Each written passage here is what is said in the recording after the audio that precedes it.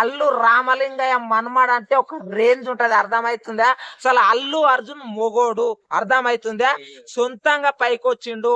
అసలు నిజం చెప్పాలంటే ఆయన సొంత బ్రాండ్ క్రియేట్ చేసుకున్నాడు, సొంతంగా డాన్స్ నేర్చుకున్నాడు, సొంత స్టైల్ మెయింటెనెన్స్ చేసిండు, సొంతంగా హెయిర్ స్టైల్ మెయింటెనెన్స్ చేసిండు. అసలు ఆయన నిజం చెప్పాలంటే ఫ్యాన్స్ కోసమే సినిమాలు తీస్తాడు. ఆ ఫ్యాన్స్ ఆయనని ఇంతలా ఎదగనికే కారణము ఫ్యాన్సే. నిజం చెప్పాలంటే అల్లు అర్జున్ ఫ్యాన్స్ శాకులు, కత్తులు. అల్లు అర్జున్ ఫ్యాన్స్ తోపులే. నిజం చెప్తున్నా.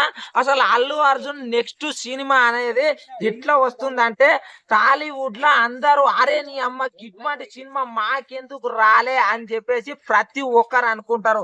ఇంకొకటి చెప్తున్నా బరాబర్, అల్లు అర్జున్ అనేటోడు ఎంత కష్టపడ్డానంటే అసలు డాన్స్ చేస్తే కాళ్ళు ఇట్లా మెలికలు పడితే కూడా నరాలను ఇట్లా సెట్ చేసుకొని డాన్స్ చేసిన వ్యక్తి అల్లు అర్జున్, అర్థమైందే? అసలు ఇంకొకటి, అసలు అల్లు అర్జున్ ఒక్కొక్క మెట్టు ఎంత మంది ట్రోల్ చేస్తున్నా కూడా మెట్టు ఎక్కడం మాత్రం ఆపలే.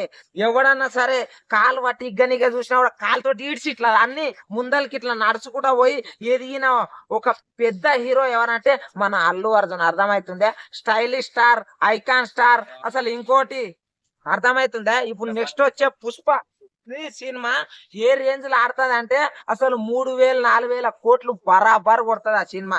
ఇంకొకటి చెప్తున్నా, అసలు ఆయన ఇప్పుడు నెక్స్ట్ అట్లీ తోటి వచ్చే మూవీ ఏ రేంజ్ లో ఉంటది అంటే అల్లు అర్జున్ ఫ్యాన్స్ మొత్తం పూనకాలే. చెప్తే మాత్రం మేకలు గొర్రెలు అన్ని కోసి ఇట్లా ఏం లేపురా ఊరికి మొత్తం భోజనం పెడతారు, అంత రేంజ్ లో వస్తున్నది.